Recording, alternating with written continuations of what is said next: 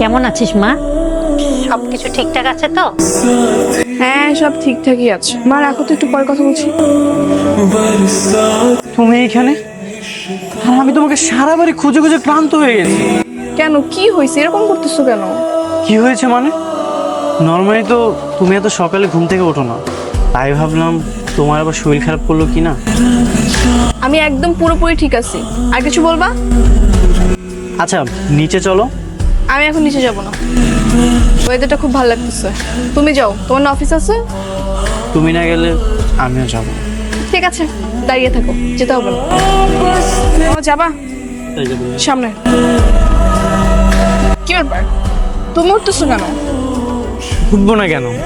তুমিও তো বাসে যাচ্ছ, আমিও তো বাসে যাবো, চলো একসাথে যাই। উকিল কি বলেছে মনে নেই? আজকে থেকে আলাদা আলাদা থাকতে হবে।